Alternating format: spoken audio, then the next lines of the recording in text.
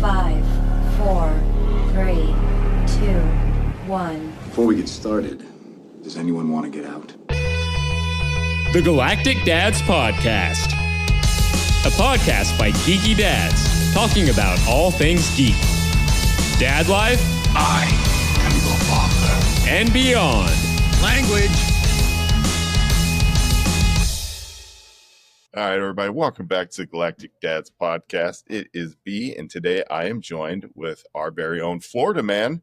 Stephen is joining us so we could dive into Daredevil Born Again over on Disney. So, Stephen, say hi, man. Hey, everybody. Hey, Brandon. Thanks for having me back. It is a pleasure, as always.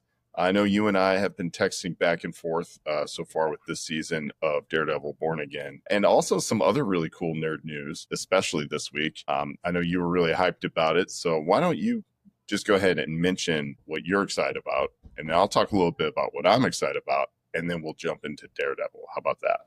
Yeah, so when in regards to what I'm excited about, we're talking about the other nerd news being the Avengers lineup? Yeah, yes. Absolutely. Yes. So, yeah, the Avengers Doomsday lineup, I just read a stat that casting stunt, as is appropriately titled from Marvel, just beat their last record of people viewing that in one day, and is over like 250 million views.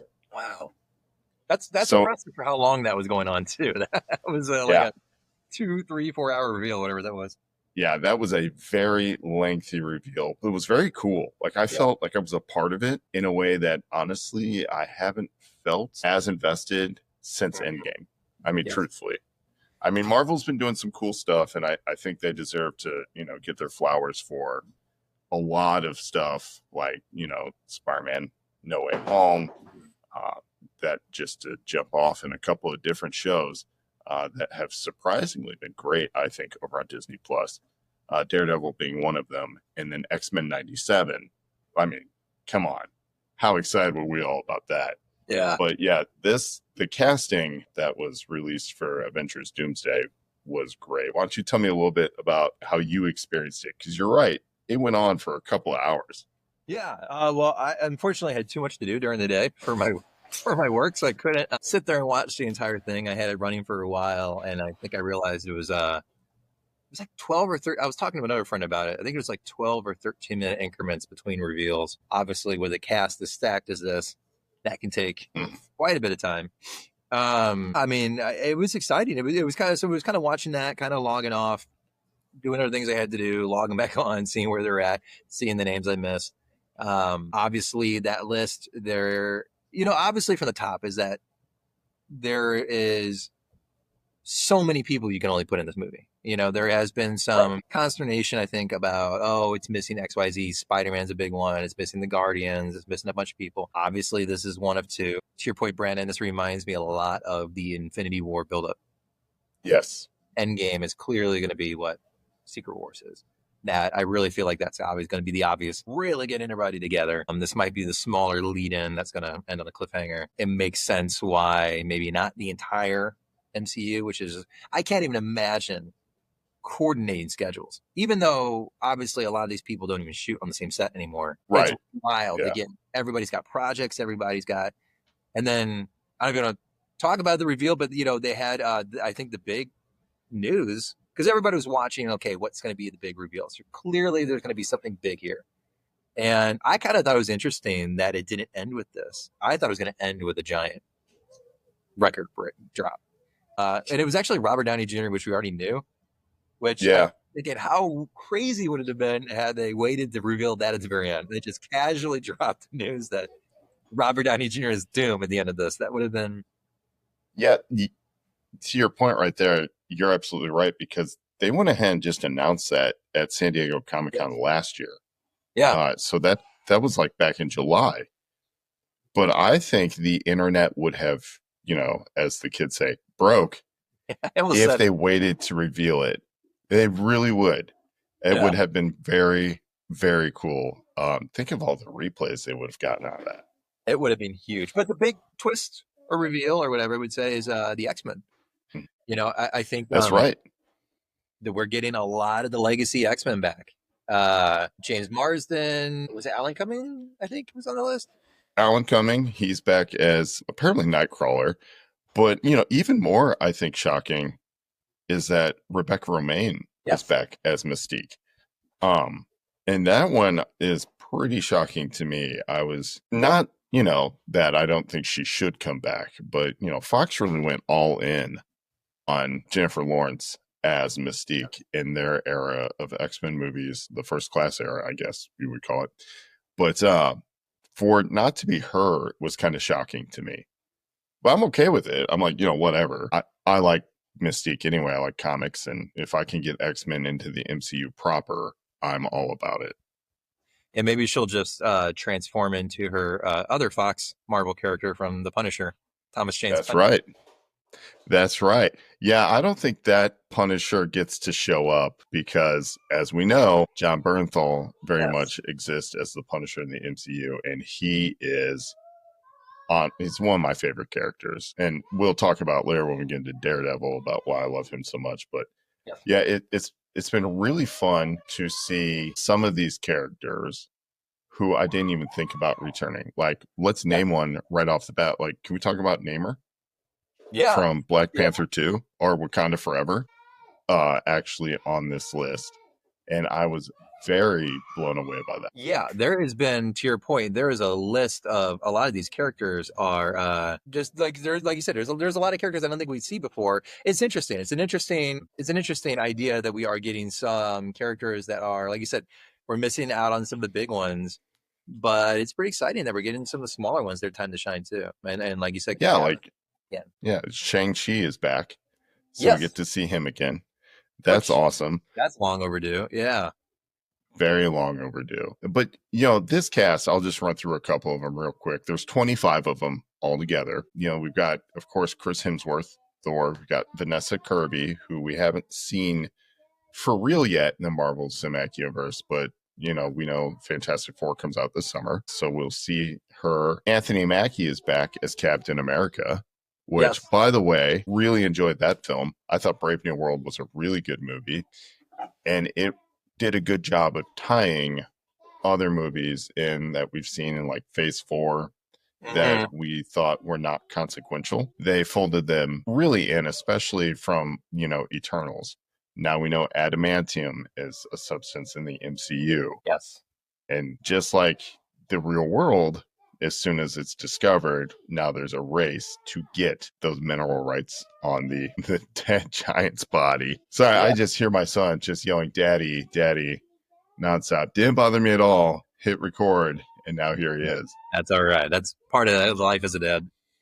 It is a Galactic Dad issue. But I'm looking at the rest of this casting list, and what it really shows me is that Marvel is still very much folding their movies into one coherent storyline. So no, we're not seeing Captain Marvel, but she hasn't had a movie in a minute since the Marvels. But we will see almost every single character who shows up in the Thunderbolts. They're all on this list, including Bob. I'm excited for that movie too.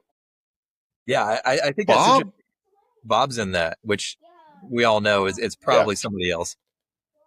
Yeah, so he's played by Lewis Pullman. So when everybody watching it saw Lewis Pullman's chair, they're like, "Who is that guy?" It's Bob from Thunderbolts, and Bob's full name is Bob Reynolds. In the comic books, his alter ego is the Sentry, an incredibly powerful character who was pretty, pivotal in stopping Worldbreaker Hulk during the World War Hulk event. He's a very powerful character. What I think is interesting about that is because Thunderbolts is not out yet, that obviously it's a little bit of a spoiler. Some of these characters are going to clearly live. Right. I have theories actually on a few characters. I have one theory on a character I really don't think is going to make it out of that movie alive. But it's interesting that some of these characters, including Bob, who is being set up as a potential antagonist, is clearly going to be in some way, shape, or form around for the next film. Right. It's an interesting way to kind of build excitement. I mean, obviously they have to announce this movie while Thunderbolts is still in the wings. Right. We knew the Fantastic Four was clearly going to be alive. I think Thunderbolts is a little bit more questionable since it is kind of a Suicide Squad-ish entry into the MCU, where I feel like most of those characters are potentially on the chopping block. So Yeah. it's interesting that they kind of played their hand a little bit on that. It's a really good point that you say that, because there are characters in Thunderbolts who you think should not make it, right? Yeah. Like them being, they're not Thor, right? So a couple of these characters, when their names were revealed this week to be in Avengers Doomsday, like David Harbour was Yes. one that I was kind of shocked by, because in my idea, like Red Guardian maybe makes the ultimate play, right, to save the Thunderbolts. Yeah, clearly. It's an interesting reveal, and I think the cast list is pretty stacked. The X-Men cast list in particular is pretty exciting. I think that we've seen some of these characters before. We've seen Kelsey Grammer. We've seen a few of these. I think the big X-Men character that really surprised me in a good way was James Marsden. I was literally just talking about him the other day. This guy's had a career resurgence like few other people have. I mean, he did Westworld. He did Dead to Me. I don't know if you're watching Paradise right now. It is fantastic. On Hulu. Yes, it is Great show. Unbelievably fantastic. The Sonic movies, are huge. All three of them. Yeah, so it's like he is really having a moment where, in the 90s and 2000s, I think he did some of these kind of teen dramas, a few things like that, and then obviously the Fox X-Men movies. Right. Well, don't forget, he kind of removed himself from X-Men 3: The Last Stand so he could be in Superman Returns. Yeah. Which was quite interesting. Interesting choice for sure. I will say that both of those movies, X-Men 3: The Last Stand and Superman Returns, not great, but whatever. By today's standards, we can look back and say that. But at the time, I loved them. So in his defense, if you are working, you did X-Men 1 and 2 with Bryan Singer, and this is when Bryan Singer was, his career was a little different than it is now. Yes. And you're coming up hot with those, and he says, I'm going to go do probably the most iconic superhero movie ever. I think most people would go, I'm going to go with that guy. I would. At that time, I would have followed that guy as well. Yeah. I think that's a very justifiable, understandable, maybe the wrong move in some ways, but, like you said. It was a move. It was a lateral move. Yeah. But so that cast announcement for Avengers Doomsday, still great. It really gives me kind of a good reason to rewatch a couple of MCU films. The first one being Wakanda Forever, because several of those characters are back, including Winston Duke, who's M'Baku. And I just kind of love that guy. Yeah. And then even the last Ant-Man and Wasp movie, which I think is interesting, because if you go back and watch that, clearly it's like, hey, the villain's Kang. And now it's like, yeah.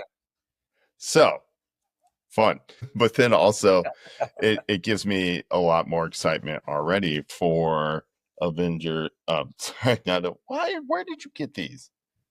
Okay. Say hi. Hi. But for Fantastic Four and also Thunderbolts. Yes. Of course. Oh, you gotta say something? You know what? Why not? Hey, watch. When you gonna go upstairs with Mom? You gonna go watch something in your room? You want to sit here while Day does a podcast? I like that you want to be a part of it. But anyway, it gives me reason to watch some of those movies that I've kind of ignored. And it also makes me wonder, what's the plan for Eternals? Are we going to see more of them again? I don't know. I agree. I feel like the Eternals is not going to happen again. I don't know. I feel like that cast that is so.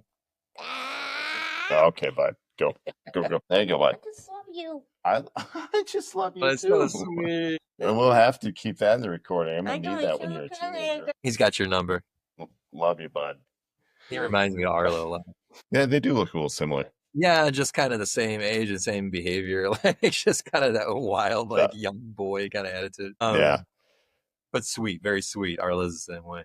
Yeah, I mean, the Eternals cast, you think of Angelina Jolie, you think of, I think it's a pretty stacked cast on its own, very prestigious cast. And again, I think this is probably hard to line up. And that movie, I actually liked it, but I feel like I feel like it's almost like they ended with the giant celestial, and they kind of was like, oh, we don't know what. It took even a few movies to address that, and they kind of like had. No, we're suffering from the dreaded camera freeze. That happened. Can you hear me? He's back. He's back now. Right. Yeah. So you're talking. It's almost like the Eternals ended with a what? Yeah, it ended with the celestial, and it almost took a few movies for Marvel that feels like to kind of back into that again. It was almost like it was ignored for several movies that there's a giant dead god on the, the planet, and I kept remember watching these Marvel movies and going, is anybody going to address? I feel like that would just immediately, even for that world, would immediately grind everything to a halt. Absolutely. It was, and then of course the Eternals also I feel like they struggled to acknowledge where they were during the Avengers Endgame, where they were during the Thanos snap. I mean, they tried to kind of justify it. They kind of tried to, I feel like it was an experimental movie it was really unique. It was really interesting. I think it almost suffered by not being a standalone film and trying to place it into the MCU because it just almost exists. I would agree with that.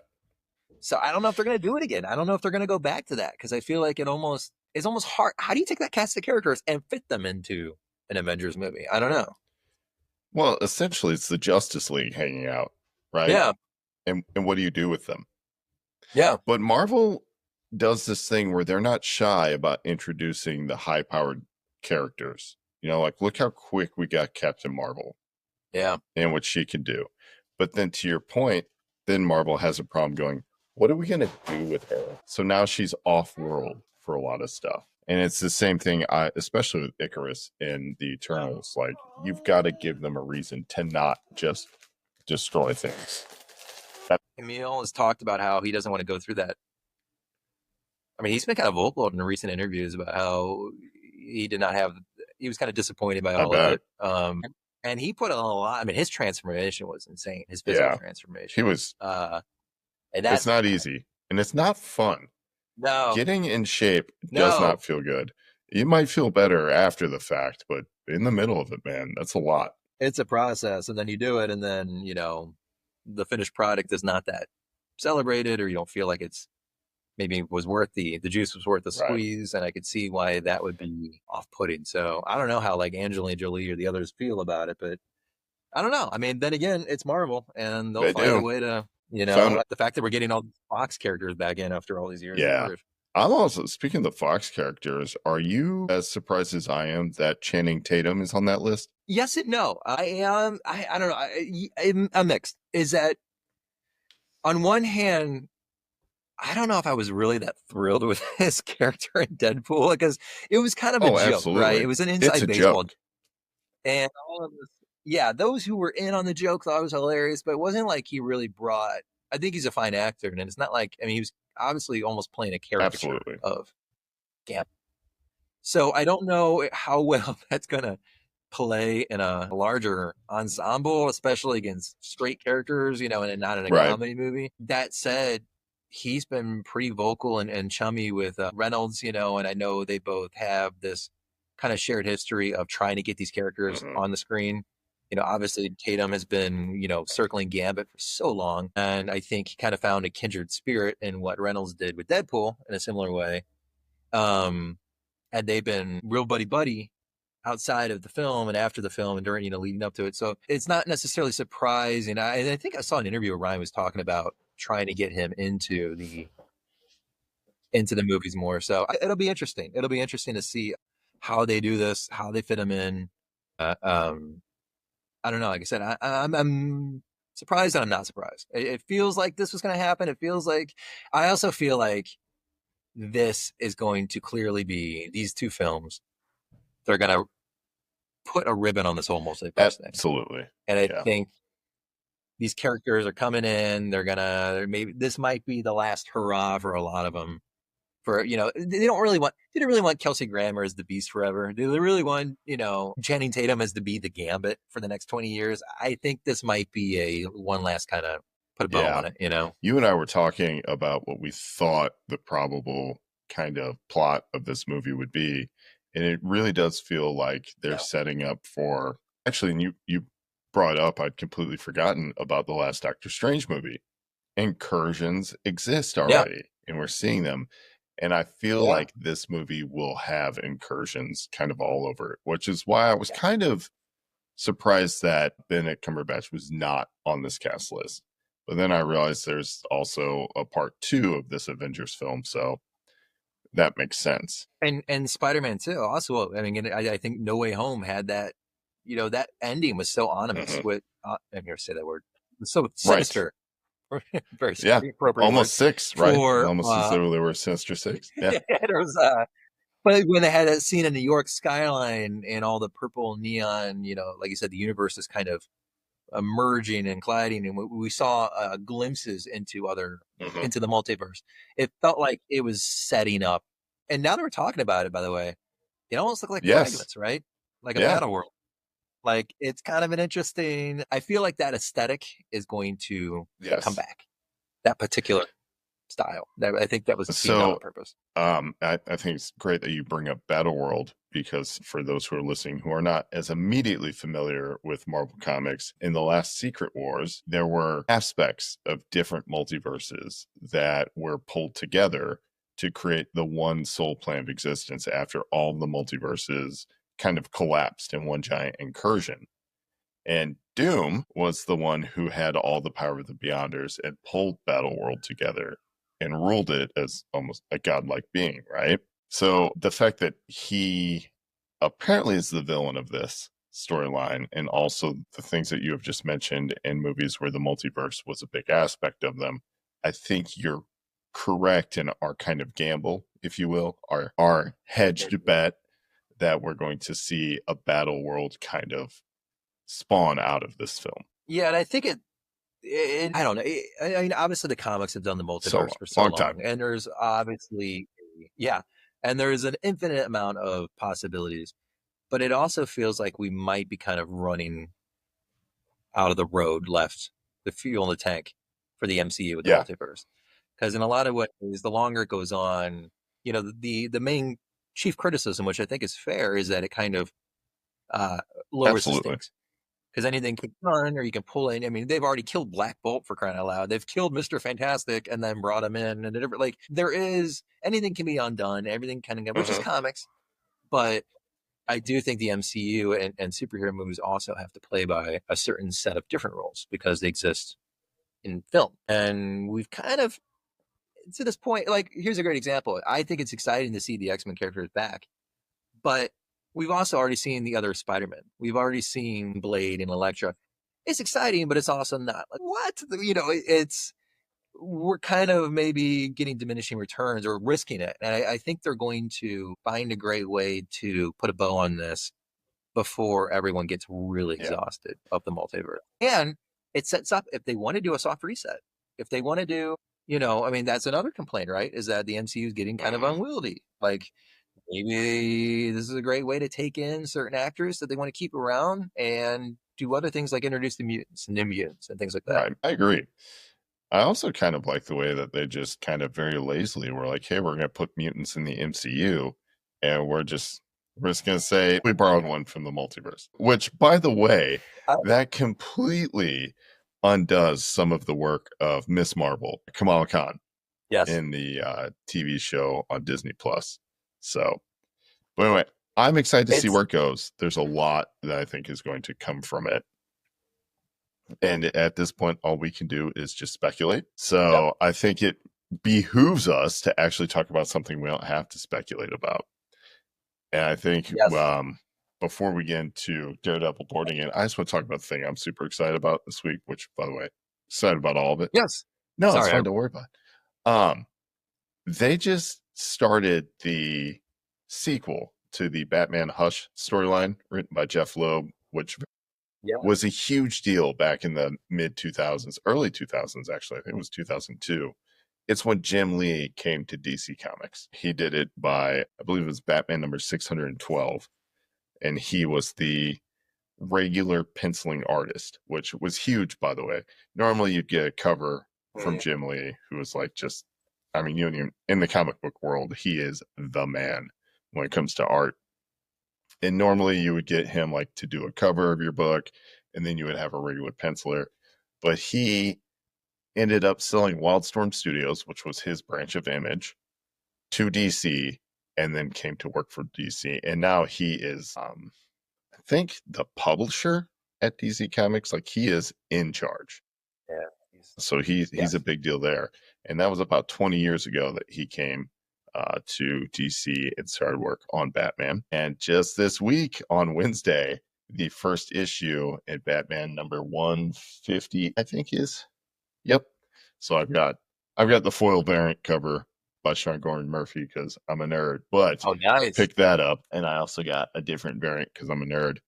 But Jeff Loeb is back on writing duties. It is a proper sequel to the first storyline. And Hush, or Bruce Wayne's friend Tommy Elliott, has returned as the main villain. And fans were a big fan of him in the initial storyline because he manipulated all of Batman's rogues gallery in a way that had never been done before. It was very entertaining. So we're kind of stoked to see if Jeff Loeb can do it again as he does this sequel to it. So picked up the first issue. Very good. I recommend to all of my comic book reading friends.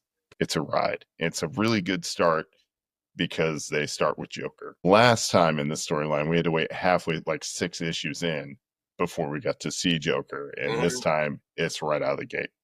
So it's very exciting, and I'm kind of impressed with how the story's going so far. So definitely go read that if you're into comics. And even if you aren't, just go read it. It's an awesome Batman story. The good stories are good stories. Very good.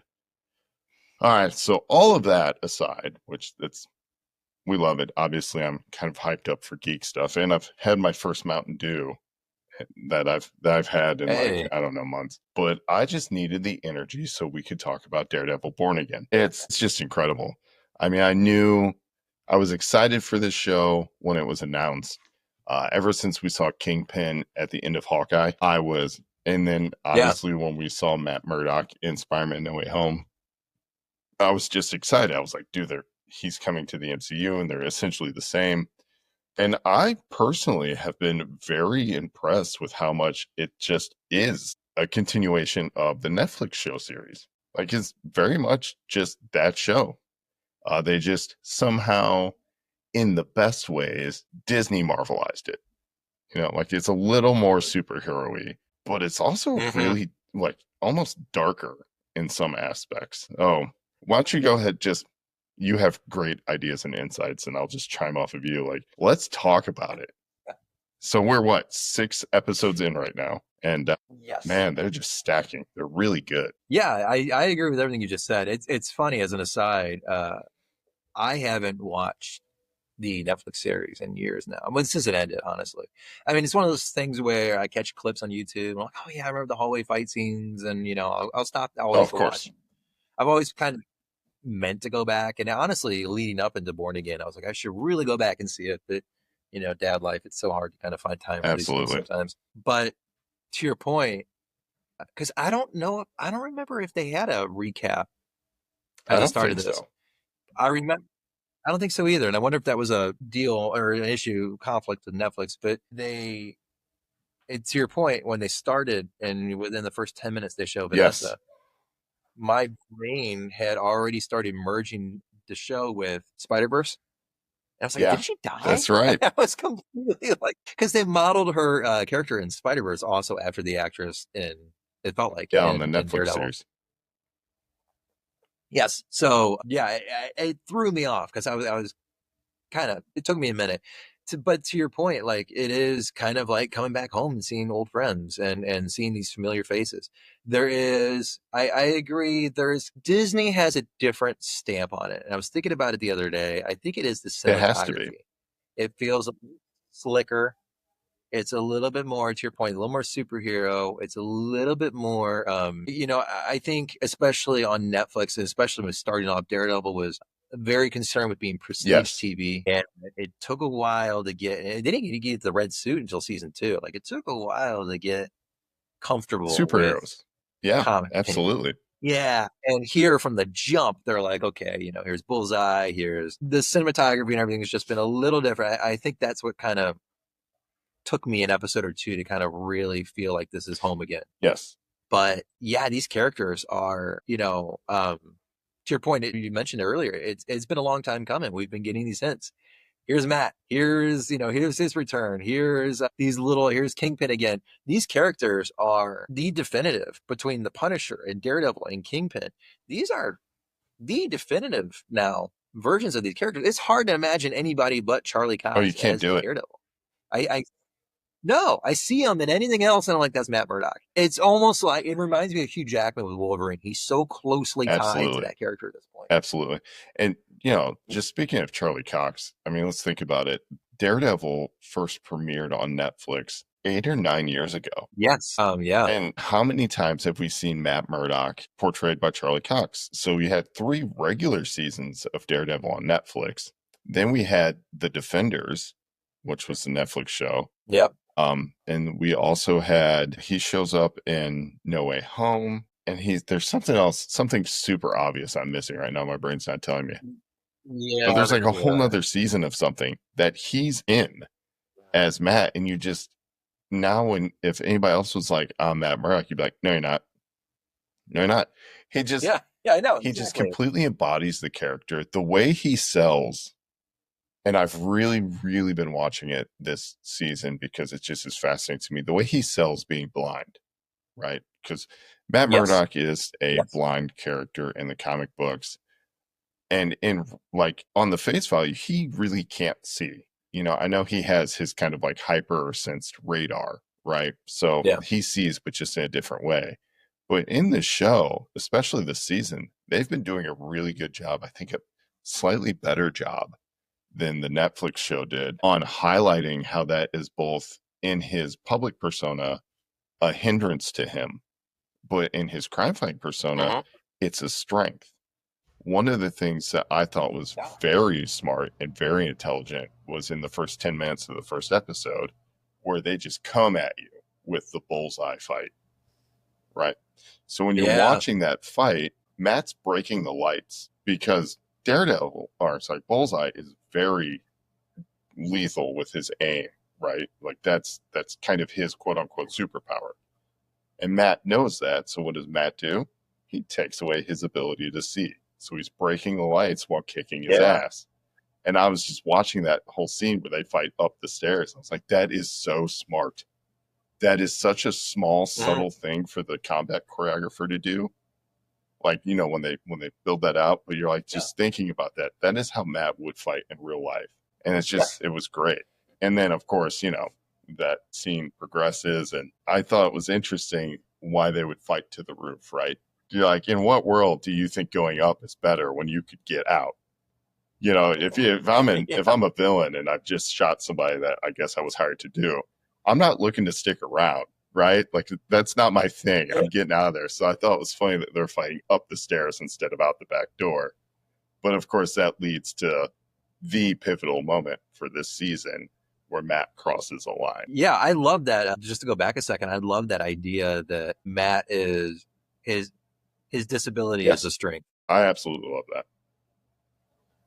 I think there's a really interesting message in there in general for anybody watching as well, on a larger scale. But I think that, that plays into a little bit of the theme of this episode or the season, which is that he's more comfortable maybe as Daredevil than as Matt. That's his true self in a lot of ways. That's his best version of himself and his worst and his duality.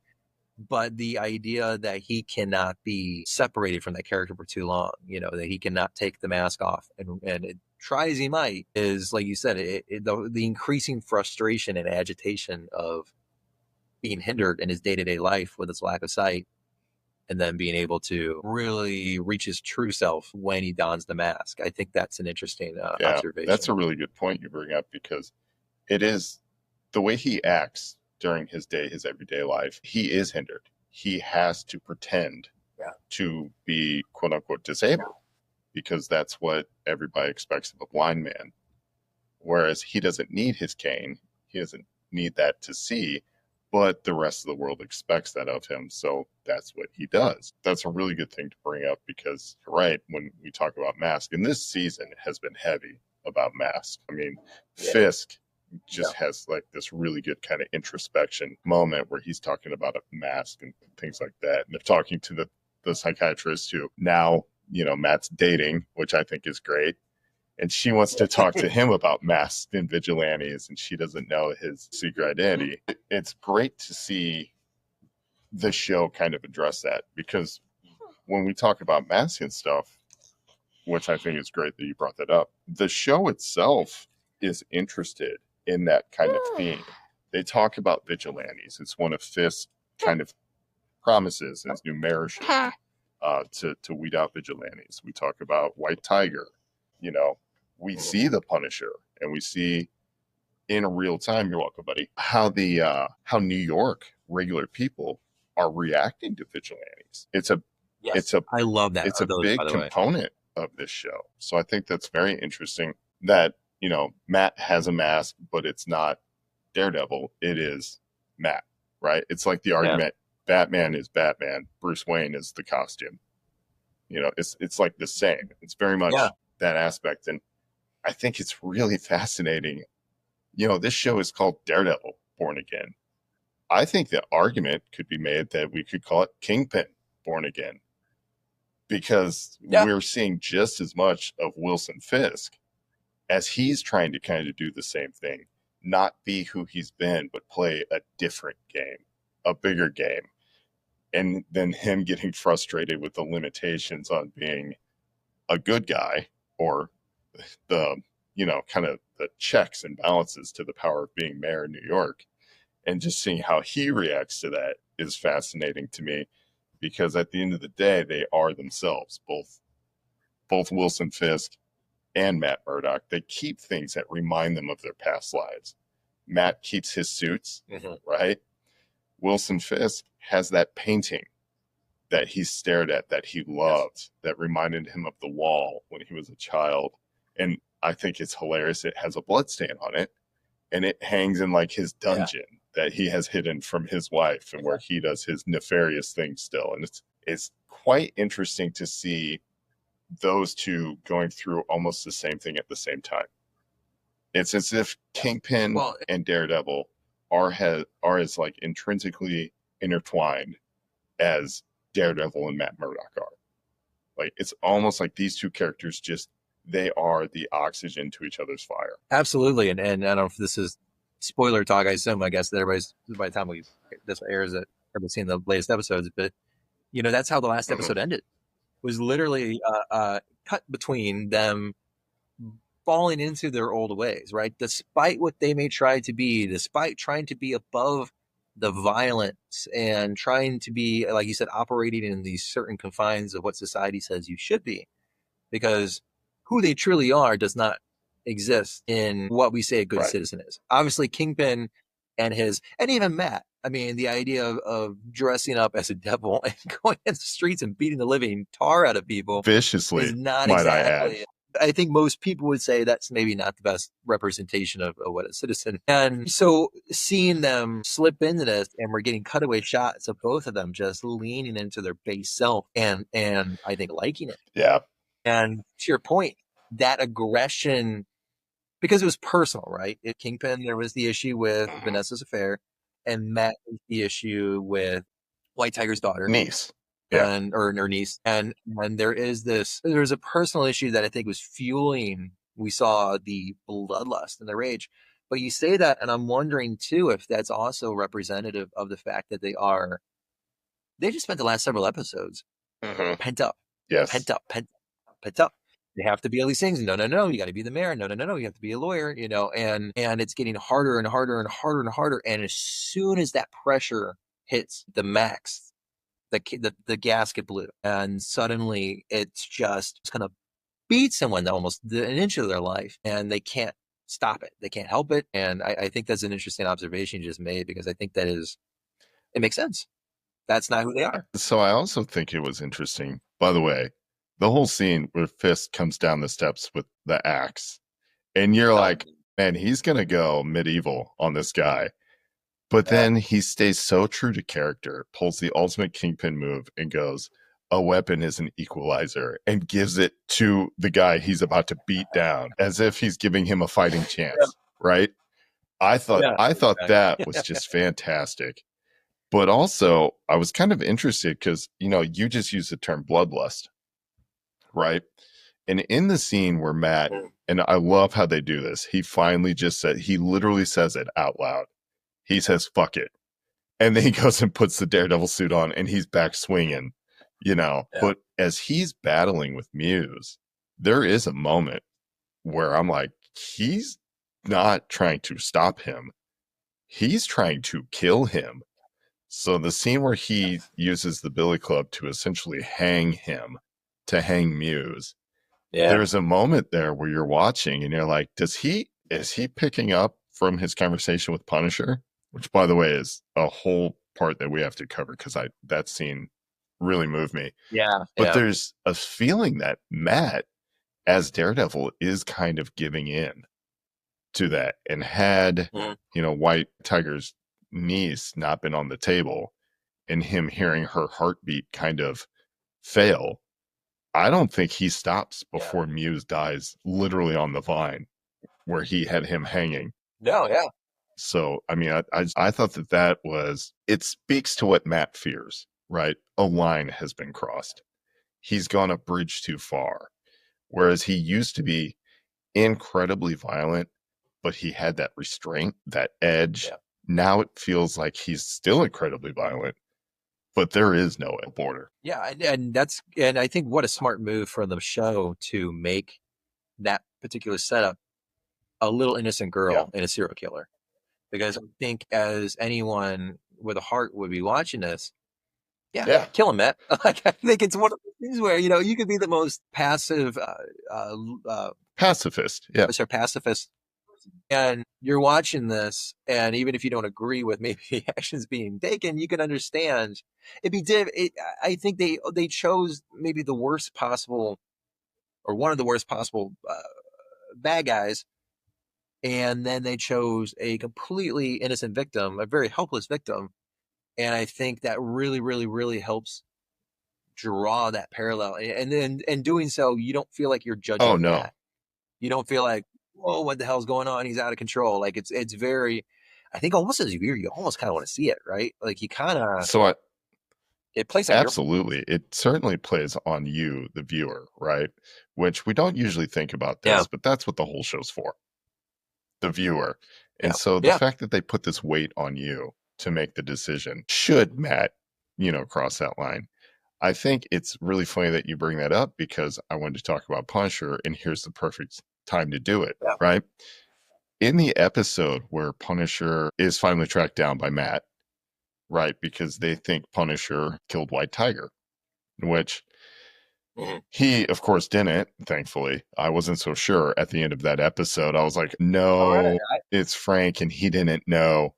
You know, like, you know, you're not aware. Yeah. But then you find out what Frank is actually doing. And I think they're setting up for, like, he's get, like, a one-off spin-off special or something. Yeah. But when John Bernthal, who I still hate to this day, when I see his face, I feel immediate repulsion and disgust. And it's not because of anything he did as an actor. It's because of how well he portrayed his character on The Walking Dead. And that's where where I really got my first introduction to him. Man, so every time I see John Bernthal, I'm like, I don't like you. Like, I just flat out don't like you. And that's just because he was so good at his portrayal on a different show. But as Punisher, I think he works really well. But he's asking Matt, because he knows he's Daredevil, right? He just calls him Red. And he's like, what are you doing, Red?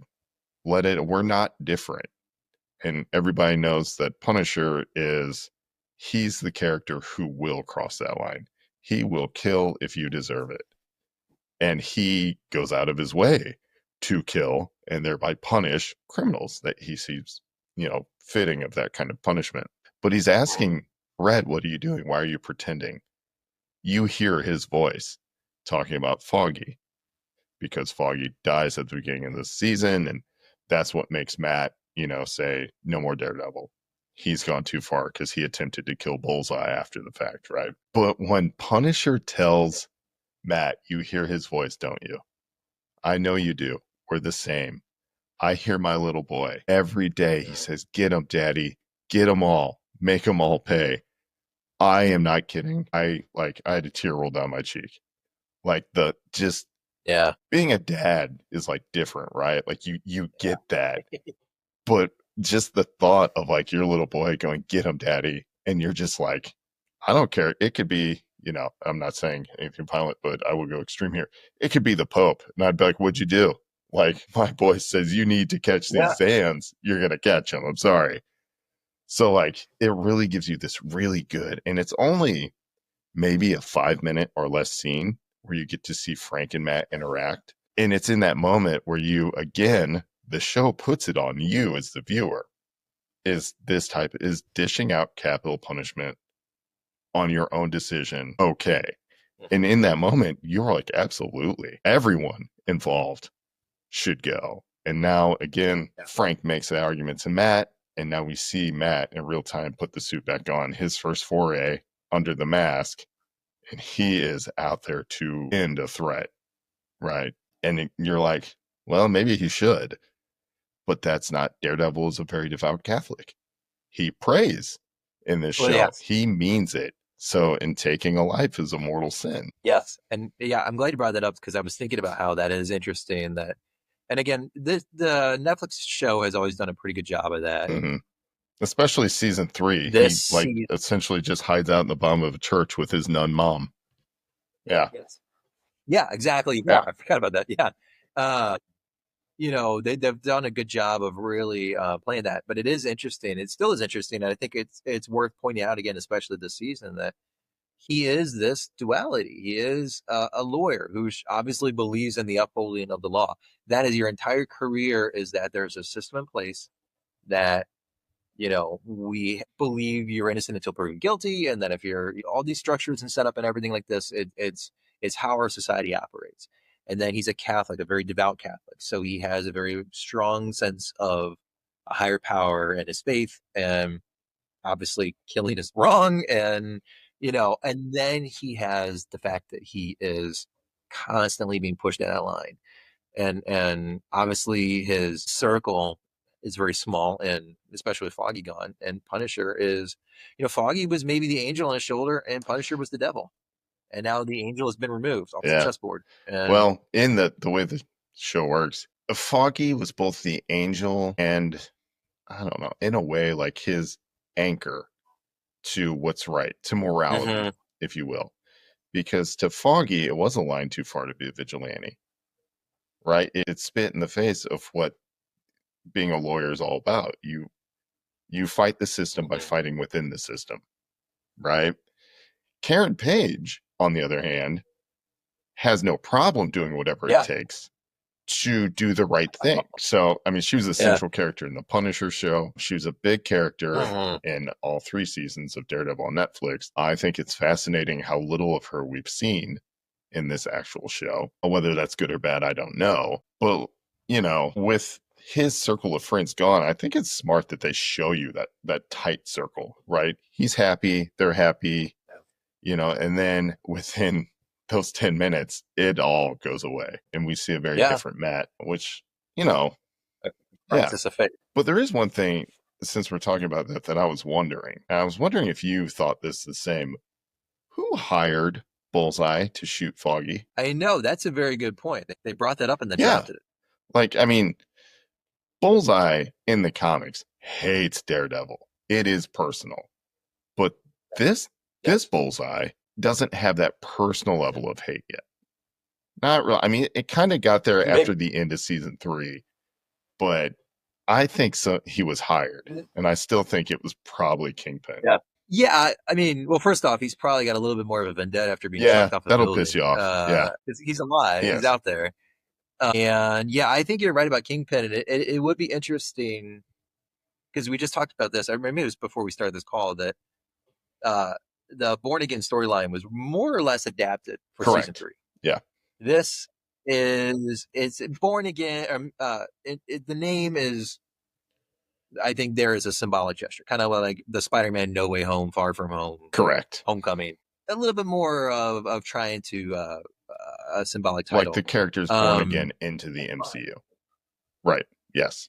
Yes. But Kingpin, knowing Matt's identity, was a big part of that comic arc, and slowly disassembling everything in Matt's life. That comic arc is brutal, By the way, it was written by Frank Miller. Yes. Anybody knows Frank Miller knows that he loves to just absolutely destroy people, his characters. Yeah, in that one, I mean, Karen Page was a heroin addict. She sold Matt Murdock's Yes. identity for a fix of heroin. Yes. You know, and then it gets worse. Then Kingpin finds out that Matt Murdock actually is Daredevil, which we know he knows already in the show. But in the comic, in that Born Again storyline, he ruins him. He gets him disbarred. He just systematically ruins his life. He gets his apartment foreclosed on. Like, Matt becomes homeless because of the Kingpin. Yeah. And it takes him a while just to get back to normal operating procedures. So I'm glad we're not seeing, well, that basically was season 3 of Daredevil. Yeah. But in this one, I like that Kingpin already knows Matt is Daredevil, because I think it puts them on this interesting kind of like level playing field. Because Matt knows Kingpin is Kingpin, and he sees past this Mayor Fisk, facade, which we spent a lot of time talking about Matt. I think we should spend more time considering the thought that maybe Wilson is trying to go legit because he thinks he actually can help New York by going legit. I think, the side note, not to interrupt you, but I do think Matt actually has, again, tying into his belief in the law and his belief in his faith, I think he is willing to have the door open to Fisk being redeemed. I think he's cautious, but I think he's willing to be. It would, it plays to Matt's just good nature, even though, as we've been talking about him this whole conversation so far, it's like, he might be a killer, honestly. No, but at his core, Matt he's a hero, and he does the right thing. Yeah. The drama and the interesting component of the show is that he struggles with whether doing the right thing is the right thing all the time. And that is, that's one of humanity's big questions. And that's why we love to see it, especially with superheroes. But yeah, the idea that maybe Fisk can do this job and maybe he will be a good mayor is something he's certainly open to, because he doesn't start any type of smear campaign. He doesn't do anything to stop Fisk from actually taking office. He's just incredibly worried about him getting in. But once they have their diner conversation, which was one of my favorite moments of the show as well, because you just feel like this tension, but it almost just releases right in front of you, right? Which is, you had 3 seasons of these guys just trying to end each other, literally. And then there's over like a cup of coffee in a small little diner. And yeah, very civil, very calm. And you're like, maybe these are 2 individuals who have turned the page. And then, of course, the next 5 episodes, you're like, oh no, they're the same people. They're going to go back. But the lesson here is that's right. You are who you are. Right. But, again, it's very, the show is doing this thing very well where these characters want to be, quote unquote, better. Right. And we've already talked about it because it's the whole thing that the vigilante thing does. But, there's only so much you can do within the boundaries of society. And that's why crime or vigilantism, or however way you want to fight crime or take part in it, it's attractive because it's outside the laws of normal confines. And the show is doing a really good job of being like, okay, well, is this right? Let's play with this idea that maybe they go and try and improve the system within it. And then you just see their frustrations grow every episode where they're just stonewalled, both Matt and Wilson. And you're like, oh, this is coming. Oh, it's coming. And then, there's only so far that they can go before they're finally like, this is us. This is who we are. Let's do it. And to that point, I think it's interesting how this show, it's such a testament to the writing and the acting. Agreed. But I think it's just as fascinating. Maybe I'm the outlier, but it's just fascinating to me to have episodes where Matt is just the lawyer and Fisk is the politician. And man, this is really compelling stuff. And I don't feel robbed at the end of the episode that we just went an entire hour and Matt never put on the suit. I agree. I'm like, there's been 4 whole straight episodes where Matt was not in a suit at all.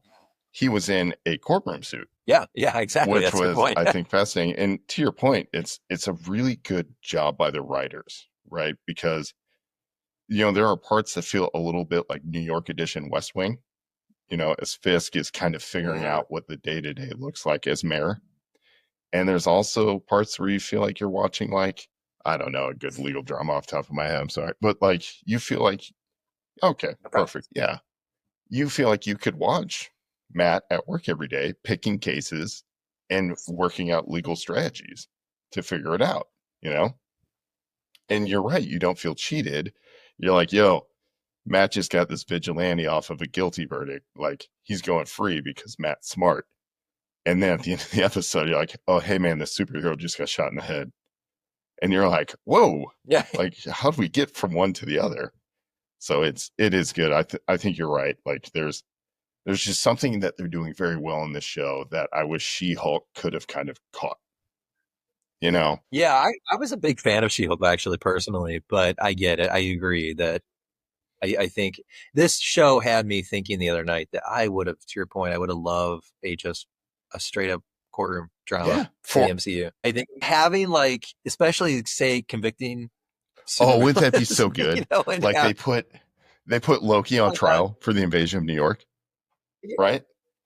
But just even like street level or vigilantes, or it would be fascinating. I think you can make a really interesting show about it. Like we saw with the White Tiger. Guy intervenes in an incident. Yes. Somebody dies. There is a lot I think you could mine out of a season for that, of a show of, okay, is this person really vigilante or trying to do the right thing? This superhero, maybe shades of Incredibles here or Watchmen, but this superhero did something that resulted in a catastrophe that injured other people, but the greater good was achieved. Right. It would be interesting to watch a legal drama. That would be good. And by the way, I bring up She-Hulk only because she's a lawyer. No. Yeah, I feel like I know. I sometimes because and you're like, oh, I didn't think it was that bad. No, I hate that. I hate that show for what they did to Hulk's son, but that's it. And I thought it was funny to see Matt Murdock show up. Yeah, that was the one you forgot. That's the one you forgot. He was, yeah, which is obvious, like you said. That was I want to touch on real quick, if you don't mind. The we're talking about feeling cheated, because I feel like I would have felt cheated if it was the only episode this week, but it wasn't. It's two. It was the bank. The standalone up. What did you think of that? What did you kind of real thoughts? The bank was super interesting to me because I know I brought her up earlier, but Kamala Khan, Miss Marvel, I thought it was incredible to see her dad show up in this show and just talk to Matt as like a New York native, right? Like, we have Jersey City. Yeah. Like, we have our own superhero. Yeah. Oh, who? Like, Miss Marvel. And you're like, oh, that's fantastic. Like, I love that. I remember sitting there and I was like, oh, look how proud he is of his daughter. And he doesn't even know that it's his, right? Like, that's just so great. But the bank episode to me was great for a couple of reasons. One, again, here's Matt. We talked about a little bit earlier, being confined by his quote unquote disability, his being unable to see. Right. And they actually bring it up in the episode when it's time to release a hostage. They pick the blind solicitor. And he goes, I'm not releasing you because you're blind. Like, I'm not a good natured person. I hate solicitors, or, as the English call lawyers. And Matt has to come up with a reason to stay. Like, without being like, look, I'm going to single-handedly stop all of you. But I can't let you know that. I have to let you think I'm blind. So, whatever. And it's almost funny in that episode because he almost makes people feel bad for pitying him in any way, shape, or form because of his sight disability. It's kind of an inverse of what he does in the courtroom. Mm-hmm. He's like kind of, putting it instead of how you should feel about this person. Oh, he uses it. Yeah. How do you feel about me? Yeah. It's a tool. And I think, that was something a Netflix show did well, showing how Matt uses that in court. But, back to the bank episode, I thought it was fun. Like, it was a fun episode because it really is. Yeah. Like, that he's Daredevil and he's going to stop these bank robbers somehow. But the confines of how he has to be able to do it without giving up the fact that, hey, I'm Daredevil. Right? The way he walks back into the bank after he hears the hostages being taken. And he plays it straight. Like, he has no idea there's even a bank heist going on. And they're like, do you feel this? And, you know, my wife was watching it with me. When he's like, I have to go to the bathroom, and the one of the guys puts the shotgun barrel to his forehead and says, do you feel this? And like, you know, he doesn't even pretend like he's scared. He just goes, uh-huh. Yeah. Yeah. Like, and even my wife was like, that's a man you should just be afraid of. Like, if you could put a barrel of a gun to someone's head who's blind and just go, do you know what that is? And they just casually go, uh-huh. Like, you're not going to come back from the stairwell visit, bud. Like, you're just not. Yeah. So I thought the episode was good. The one thing that I thought was pretty wild was how well the head robber, first of all, it felt like I was watching a different version of the movie The Town, right? That's exactly what I thought. I was like walking out in police uniform. So smart. But anyway, I thought that was interesting. But the way that Matt beat the snot out of him, he damn near knocked the green off that guy's mask. When, with the knee that hyperextends and he puts his full weight into it, and you're just like, holy crap. That felt unnecessary, right? Yeah, well, you shouldn't be hitting the blind guy. Although in that guy's defense, if I get run up on by a dude in a mask who starts whipping the piss out of me, like, I'm probably not going to be nice in my response. But yeah, he just cripples that guy. And it's a moment. So I think it's interesting how that episode played out. I liked it, but you're right. I am glad they dropped the whole second episode behind it on the same day. It's hard because I like. One of the things that I thought we would see more of in this show, and I'm not like disappointed with what we've gotten so far, but I did feel like we would see more of Muse. Right? He's like set up as the villain of this particular season. And up to this point, he's really just been like kind of a side character that's building. Like, oh yeah, there's also this guy who's killing people and making murals, but we'll talk about that later. So it was good to see him become more of the threat that he, is. Yeah, I agree. I think that, again, it's just the testament, I think, to this series where I love day in the life stories. I love kind of side stories or things like that. And the Netflix show was really good about that. I feel like because we're at the halfway point, right? And the Netflix shows, I think, always about halfway through, they would do an episode where maybe they talk about Kingpin as a child, or they did something that pumped the brakes on the momentum a little bit. This, obviously, I think maybe you brought it up. I can't remember if it was somebody else who spoke to, but it felt like it was in the reshoots that were talked about. This felt like something that was maybe filmed after the season was done and they went back in and filmed it, because it was just almost completely standalone. It was completely standalone from everything. Are you talking about which episode? Okay. Sorry, the bank episode. I would agree. Bank episode, but it, I like standalone episodes. But it was hard to pump the brakes on everything that has been the slow burn that's been going on this season, where, maybe the Netflix shows, when they did that with Kingpin, for instance, it was a character study. It helped you when you ended that episode, you had a better understanding of who that character was than you did going in. This particular episode, again, a lot of fun. I'm not hating on it, but nothing changed. Nothing changed between the beginning and the end, right? It was like, it was a very, what it reminded me of was Marvel one-shots. Yes. Where it reminded me of Greg going to the gas station, or Coulson, Agent Coulson going to the gas station.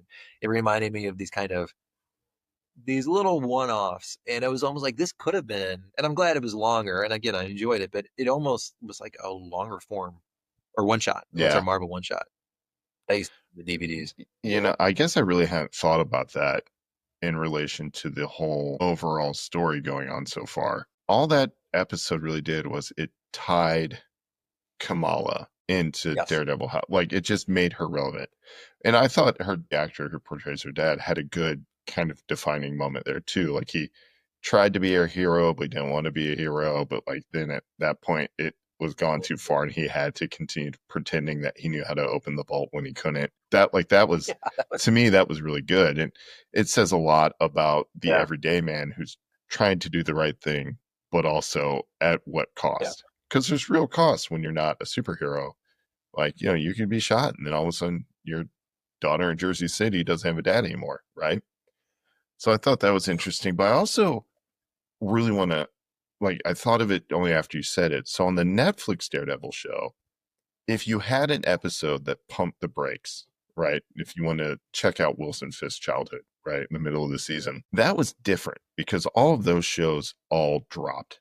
All episodes of the season dropped at the same day. Right. So if you were like, oh, why are we slowing down for this? You immediately realize I'm getting to know this character a little better for what's coming next episode. And that was how it worked out. That's how I referenced the wall painting that Fisk has. It's because that whole episode that you're kind of talking about in the Netflix show brings up why Fisk likes to look at a white wall. You know, it means something to him. Yeah. And so that is fascinating that you bring it up because it's quite different now. Now we're waiting every week again for when these episodes come out, and it feels very different. I'm adjusting, but I think Disney was very smart to give us episode 5 and 6 on the same day. Yeah. They knew that people would be mad if because that you're was right. how There it is ended. generally overall for the story of the season, nothing changes. You're absolutely right. Because once you get back into 6, things really change real fast. So, I mean, Muse becomes a real threat. Fisk is beginning to not like having to operate as a political figure instead of a man who just gets stuff done. And, you know, Daredevil puts his suit back on. Yeah, it was almost abruptly. It almost felt like season 6 was like, okay, well, that's out of the way. Let's get back to where we left off. And I like season 5 a lot. I think a bank heist is such a quintessential superhero. It's a thing. You know, obviously comics have done it forever. You know, we've seen it in Spider-Man movie, Wonder Woman movie. It's constantly just a fun backdrop. It's always fun too, I think, to see superheroes up against just normal thugs. Yeah. You know, like it's fun to see this kind of inverted power No dynamic. Dr. Octopus, just a couple of criminals with a ski mask and a gun. Yeah. Yeah. You know, they don't know. It's like the Rorschach, you know, I'm not locked in here with you. You're locked in here with me. One of my favorite quotes from Watchmen, by the way. Yes. They have no idea that he is who he is. And as an audience member, it's fun to watch these completely clueless Scots run around with shotguns Irish walk around. Yes. And they have no idea who this person they're cutting down really is. I do think the Kamala reference was, I don't think anything's ever going to come of it. I think it was just very much a kind of a little bit of a wink that, hey, he's part of the MCU now. He's part of the Disney world. You know, and it was fun. Again, you know, I like the whole episode. I think that it was kind of it was something that was a little bit of a winking at the audience, a little cute to the audience. Again, it did make me think that it was like, this almost could have, it would have been interesting if they held on to this and just dropped into the summer out of nowhere in between. Because we already know they're filming season 2. Oh, thank God, too. Right, I know, because it's so good. And it was like, what if they held on to this in between seasons and just dropped it like in July? Just like fun. Hey, Daredevil's still running around while you're waiting. Yeah, you know, like it would have been an interesting way to kind of just keep the character warm. Well, I don't think they have any problem keeping Daredevil warm. I mean, look how long he's lasted. We're looking at like 9 years now. Yeah, that's true. But anyway, well, I mean, unless there's any other fantastic points you would like to make, I feel like we've really kind of hit it. You know what? There is one thing that we have not talked about on this show that I think somehow, even after the reshoots, it plays really kind of weirdly. It's like a mirror to the current political environment. Yes. I know. I wanted to talk about this. Yes. I mean, I don't really, you know, politics are crazy. This is a wild time to be alive if you're a U.S. citizen. But the way that Fisk talks and surrounds himself with, namely, I mean, just go ahead and share what you've got. No, I mean, I just think that probably what you're setting up here is just that it's interesting how there is a vibe to this that feels like it is. There's a vibe to this that feels like it's really touching into kind of what's going on culturally. Daddy. Okay, you know, I'm just gonna pause this. Yeah. So another thing about this show that I think is odd is just the way that, you know, we get to see kind of a day in the life pieces of Fisk in office, right, as mayor, and kind of, you know, the things he's encountering feel somehow familiar to everybody else who watches the news today. But yeah, so you had some thoughts on that, and I would love for you to just.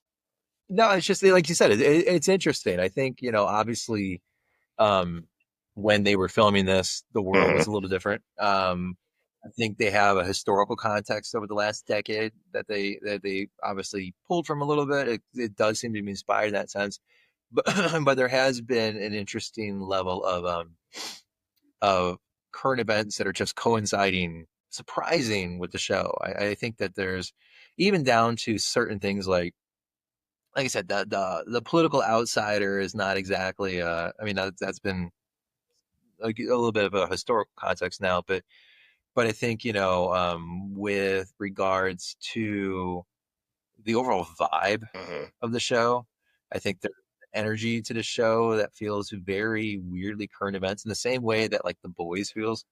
Yeah. Very familiar and kind of like it's tapping into something going on. I think the Fisk being surrounded by people who are kind of unquestionable in their loyalty is something that's kind of new going on this time around, and it is playing out in an interesting way on the show. And yeah, it's interesting. I think that how you view the world is obviously you're going to see the show in different ways, but I think just looking at it objectively, there is a weird coincidence that they could have never Right. timed or they could have never anticipated because it was filmed so long ago. That's just bizarrely playing out at the same time. And it makes the show feel more relevant than Yeah. it's ever been. It's just weird how that works out. I personally enjoy it because you're right. Like you do see that relevance, right? Immediately, because I just Yeah. laughed while I was in the car listening to another podcast. And I just remember specifically in the episode where, Fisk, one of the young guys that are unquestionably loyal to him in his cabinet, he messes up, right? He gives a reporter a scoop and he immediately owns it. He says, I'm so sorry, whereas the career mayor aide who's there, right? She's like, I was here before him, I'll be here after him. Like, I know the job, I do the job. When she's like, say nothing. And Fisk is just dressing down his staff, right, about the leak.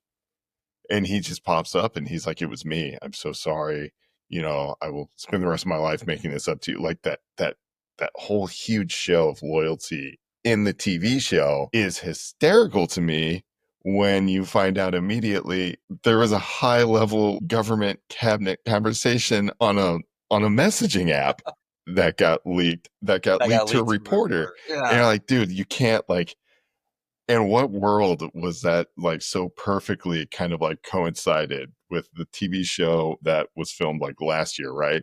And then like current events today. And you're just like, man, that it's just, it's comical in a way, right? Yes. Whatever it means for the rest of the world,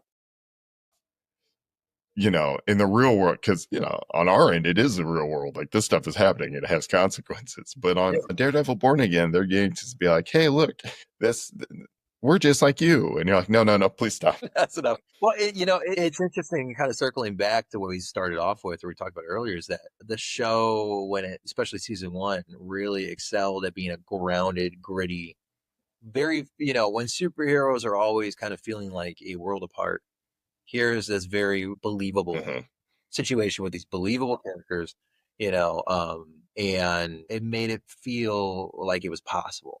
And I think this season being so relevant in a weird way that was clearly not anticipated, that it plays into that again. It's folding back in on itself as a very believable character. It's not the Eternals. It's not these far-fetched or Captain Marvel flying through space. It was already ground level. It was already familiar in that sense. But now that there's an extra layer of coincidence, I think it only makes it just feel more believable. I mean, you're more part of that world. And that was back in the 60s when Marvel was really getting its like foothold in creating all these characters. Their argument was Marvel is the world outside your window. It's why there are so many superheroes who are just in New York, right? They're in the different neighborhoods. Like this show says it, Hell's Kitchen is where Matt is, Peter Parker's out in Queens, but sometimes swings through Manhattan. It's interesting because that's what Marvel wanted to be. They wrote characters who existed in the world that those creators and writers saw and lived in every day. Unlike DC, where you've got, Gotham City, that's probably New York, but maybe Detroit. Who knows? Right? Yeah. Metropolis, which is what everybody thinks of as the best parts of New York, and without all the bad parts, right? And then, just it's just interesting that Marvel wants to be that relatable world, even in the middle of having, the Chitauri come take over New York, right? And that is one thing that I find fascinating about this particular season of the show, is that Fisk does not mention that at all, right? You would think he would, but he's busy getting like photo ops for fixing potholes, right? Like that. He's literally working at that granular street level, and like there's no better example of that than him standing in front of roadwork and being like, "Let's get this done faster," right? Not being like, Thor crews back through this week, and we're kind of pissed about that, so New York is closed to people who aren't from Earth, right? Like, you don't see any of that in this show. And I think that points out to the fact that, yeah, it's a superhero show, but they still want this one to feel a little more grounded. I can't think of a better way to explain it. Yeah, I know. I agree. It's how wild that these characters now exist in the world where gods are coming down from other realms, and aliens have invaded, and there's a giant dead celestial on the other side of the planet that helped create the universe, just sticking out of the Arctic Ocean. Like, it's wild to think that all these events are canon now. And here's this lawyer and this mob boss turned mayor. It's interesting. And, to that point, I remember Punisher, the show, because everything, if the MCU ever needed or the Marvel universe in general at large, ever needed a large catastrophe, they always referenced the Chitauri invasion. That was always for years. That was which makes sense, right? And even now, it's the Thanos snap. It's the most recent. Well, I mean, even in the Netflix shows, that's how they brought the shows to the Marvel universe without having those characters there while they were on Netflix. It's the incident. They referenced the Avengers film without saying flat out, "Yo, Hawkeye and Cap were here." So but I remember Punisher being the outlier in that, where it was like they were setting up, and I thought, "Oh, here comes another reference to the incident," and no, it was reference to 9/11. I was like, "Oh, okay, that's actually a real." That threw me for a loop a little bit, because I was expecting it to another MCU nod, and they're like, whereas it felt like 9/11 was not really ever addressed in the MCU at large. Maybe it was in passing in the first Iron Man or something, but it never felt like it was a thing that we have looked at. And so suddenly, again, to your point, these characters felt very real because they're going through real world things. Absolutely. That we went through. Yeah. So just now, I was gonna say, before you quit, before we wrap this up, since we're about halfway at the point, do you have any predictions for how this is all gonna? It's like you just stole the question out of my brain before I could ask you. I love it. I do. Obviously, I think Bullseye's coming back, right? Because right now he's just at Rikers or the Raft or wherever, just kind of getting his meals. By the way, I did want to point out, I thought it was great, and I will come back to where I think it's going. When Daredevil pushes Bullseye off the roof and you see him hit the ground, like, that's just, by the way, unusual in TV at all. Right? You normally, there's some kind of fancy cutaway, or like you don't see, no, you just see him hit the ground and there's no bounce. And you're just like, damn. But that was one of those moments where I went, I have no problem believing that he would survive that, is because at the end of season 3, he's undergoing surgery and he has his skull and his spine like replaced with adamantium. So I don't think anybody's going to bring that up, or at least haven't yet.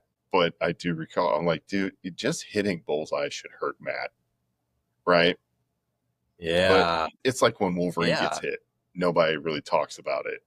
But you're punching like a fridge, essentially. Like, it's just, so when he didn't bounce, I'm like, he ain't dead. Like, and then so when you see him alive, I was like, I like that they did that without having to go too far to bring it back up. And they very well might at this point. But I do think Bullseye comes back. Somehow, Muse, I think, is going to become a bigger problem, because instead of being scared of Daredevil, I think he's now going to be fascinated, which is kind of, not too different from the comics, really. Muse, by the way, and the Mayor Fisk storyline are all characters that came about during Charles Soule's run not very long ago. It's only a few years old now. So I love that they're pulling from like current comics as well as like, comics 40 years ago, but they feel relevant now too. So I think that's why. I don't think we're going to see any more Punisher, which I'm bummed out about, but I think there's going to have to be some type of conflict. It's going to be Fisk and Murdock fighting again. There's just no way around it. Yeah. Because, I mean, we're halfway right now, and they both just fell back into their old ways, right? After wanting to be better men, they know that they just simply aren't. We've already talked about that. So I think we're going to see Fisk will use Muse for something, and Daredevil will find out. And I think that's what will draw him back into having a target on Kingpin for him. But yeah, definitely Bullseye shows back up. And I think maybe Karen Page dies. Because I thought this was interesting. Two things. So when Foggy dies, I thought that was weird because in the comics, Karen Page is the one who dies. She is killed by Bullseye, essentially with Daredevil's own billy club. He throws it, hits her in the head, it kills her. Yeah. And that was at the end of 1999, I think. So that's, and Karen stayed dead in the comics. Like, she's not back running around right now, as far as I know. I'm pretty sure she has stayed that way. So I was surprised that Karen wasn't the one who Bullseye took out.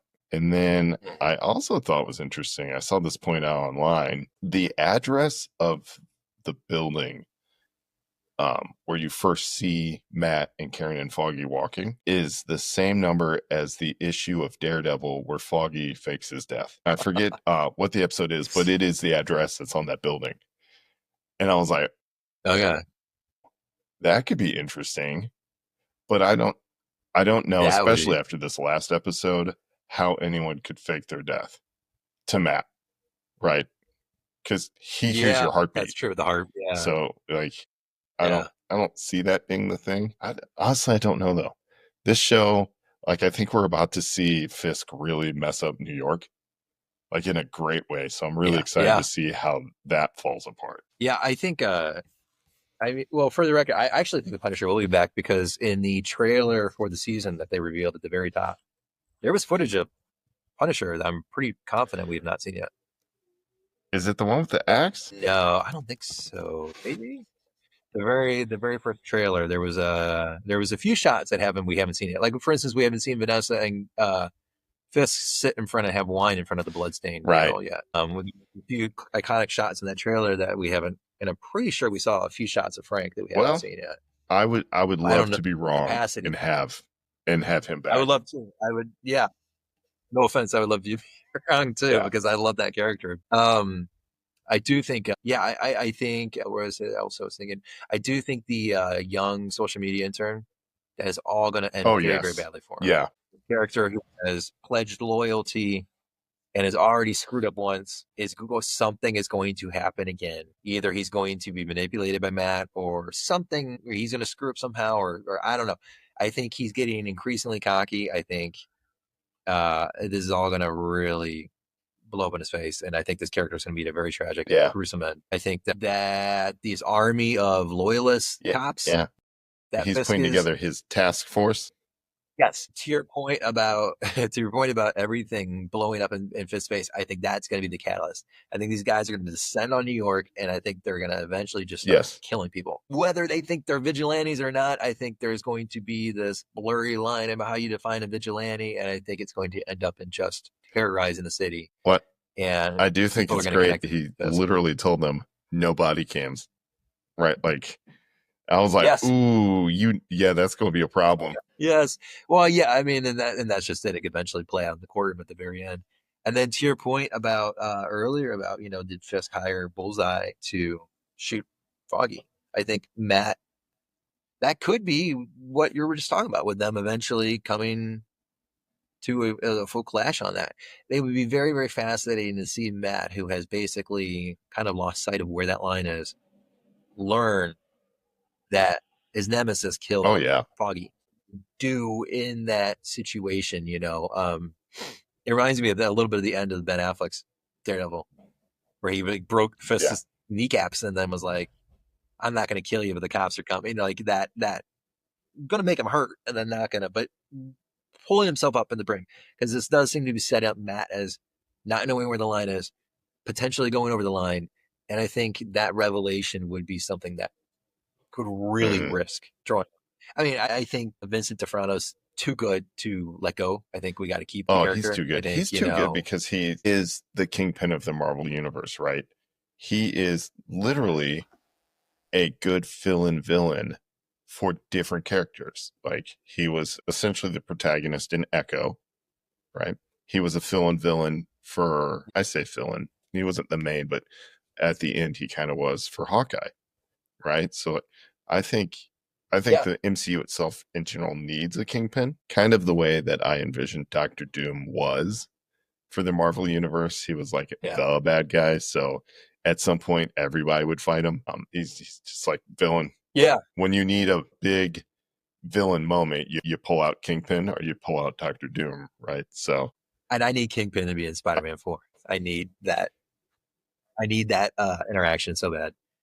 My last thing was going to be, I would not be surprised if Muse is, and I'm not familiar with the character as much in the comics, but I would be not surprised if the character, at least in the show, is somebody that Matt knows. That there's going to be some kind of revelation of who Muse is, and it's going to be shocking. I think it's kind of fascinating, and this is like not using any of my knowledge of the character from the comics or anything, but the way that Vanessa likes art, the same way that Wilson Fisk likes art, right? They appreciate it, in a way that I'm not sophisticated enough to do, right? They like it. And you can see it in probably episode 6 when Fisk is being briefed on Muse and the problem that is, and he's laughing after looking at the paintings of himself that Muse has done, which they are pretty good. I'm like, just for art's sake, they look really good as like graffiti art, which are wonderful. But I think that art aspect